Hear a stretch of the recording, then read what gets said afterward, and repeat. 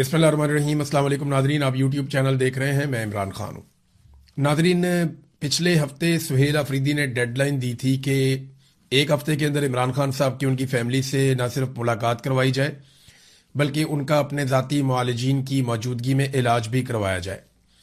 Deadline देकर वो चले गए थे और उन्होंने कहा था कि नेक्स्ट टाइम जब हम आएंगे तो ज़्यादा सख्त रवैया होगा और एहतजाज की शिद्दत बढ़ेगी।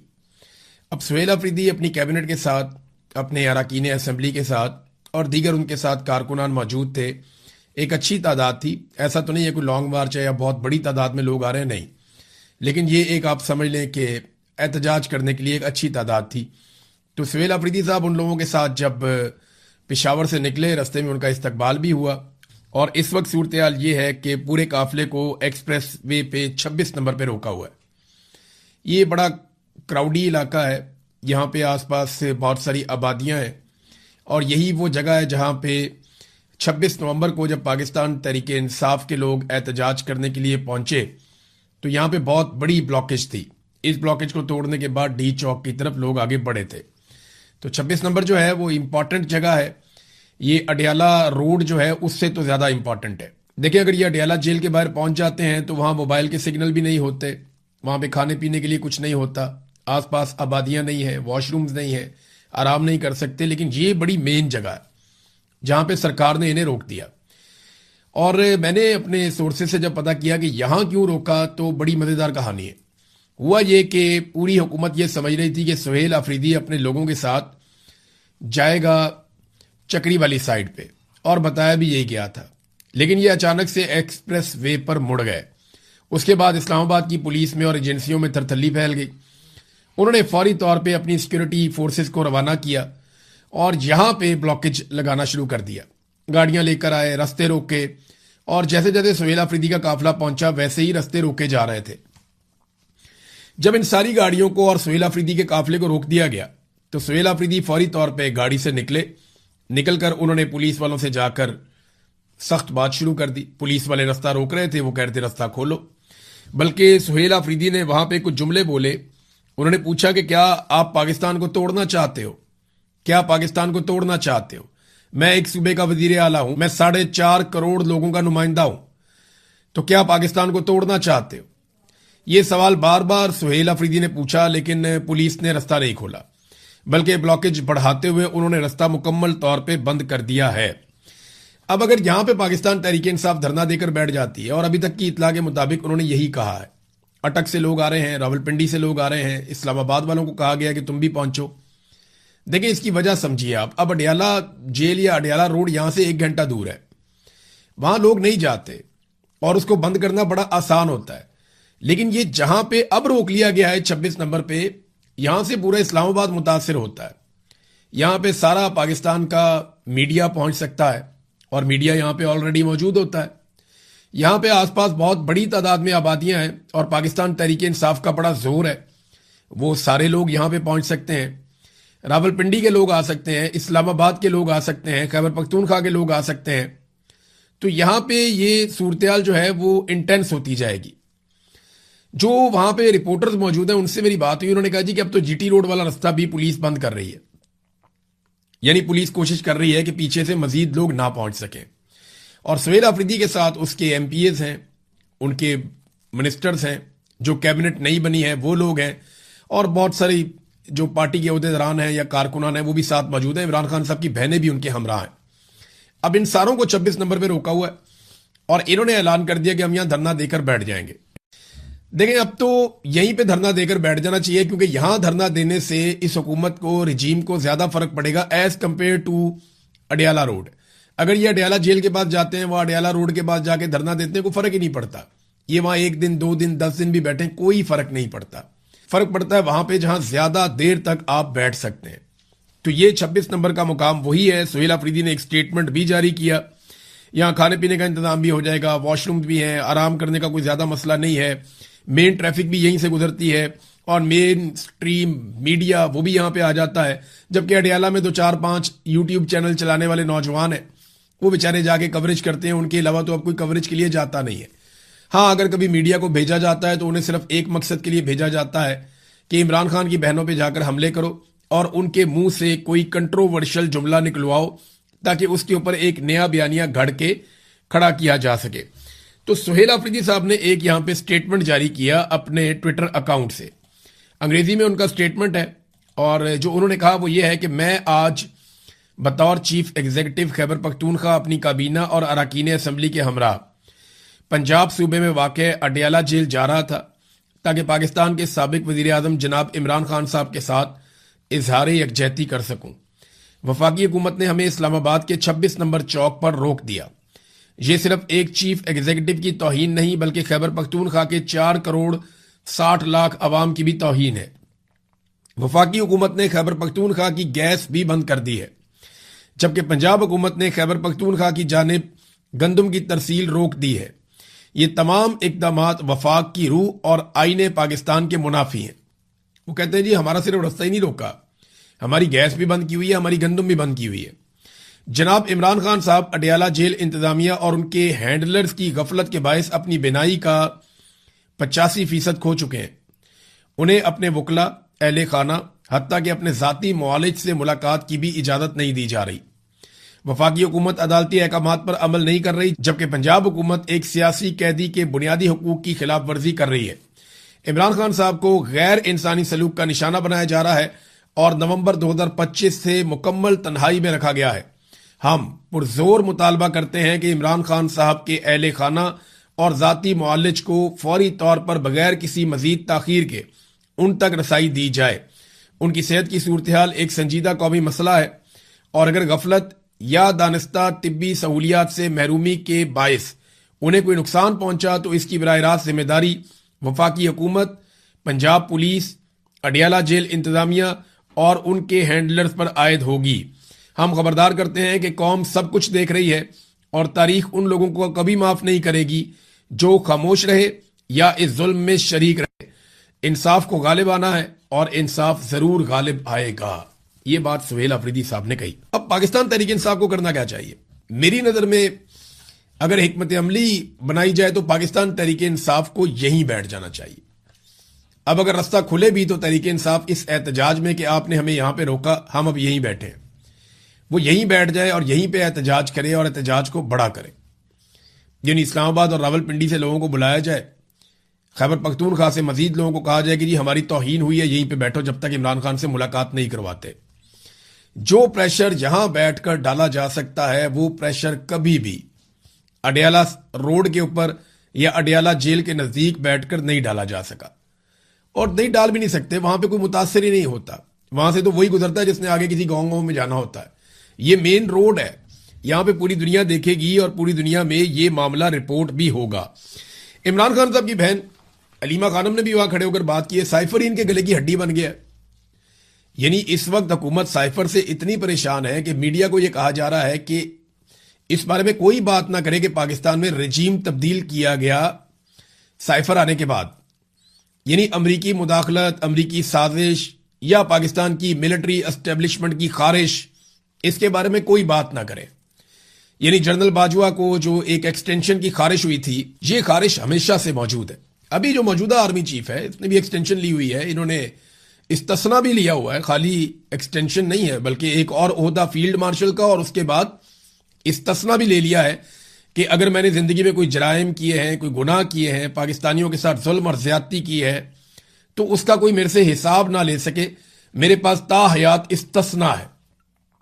ये फील्ड मार्शल आसिम मुनीर साहब ने कर रखा है। तो साइफर इनके गले में फंस गया, अलीमा खानम ने कहा। उन्होंने कहा कि अब ये उसे निगलने पहले साइफर को, क्योंकि ये तो कहते थे कागज का एक टुकड़ा लहराया है। यानी ये तो झूठ बोल रहा है इमरान खान, इसने तो कागज का एक टुकड़ा लहराया है और ये झूठ है, कोई मुदाखलत नहीं हुई, कोई साजिश नहीं हुई। और ये पाकिस्तान के जर्नैलों ने और पाकिस्तान के सियासतदानों ने कहा। सबसे ज्यादा इसके ऊपर बात की थी फजलुर रहमान ने। फजलुर रहमान मानने के लिए तैयार नहीं थे। वो ये कहते नहीं नहीं नहीं नहीं, इमरान खान तो अमेरिका का एजेंट है, अमेरिका तो इमरान खान को बचाना चाहता है। तो फजलुर रहमान साहब तो इसमें मानने को ही तैयार नहीं थे कि साइफर नाम की कोई चीज मौजूद भी है।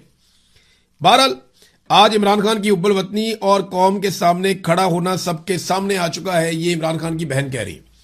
और वो बार बार मुतालबा कर रहे हैं कि इमरान खान साहब से हमारी ना सिर्फ मुलाकात करवाई जाए बल्कि उनको अलशिफा अस्पताल मुंतकिल करके उनके जाती मुआलिजीन की निगरानी में उनका इलाज करवाया जाए और यह पता करवाया जाए कि जेल में मौजूद वो लोग जिन पे पाकिस्तान की मिलिट्री एस्टेब्लिशमेंट, खासतौर पे आसिम मुनीर साहब को बहुत गुस्सा है, उन लोगों की आंखें एकदम खराब होना क्यों शुरू हो गई हैं। वो जो हार्डलाइनर्स हैं उनकी आंखें मुतासिर क्यों हो रही हैं। ये सनम जावेद के बारे में भी यही बात सामने आती है, यही बात बुशरा बीबी के बारे में सामने आती है। इमरान खान साहब की आंख की बिनाई जो है वो 85% जा चुकी है।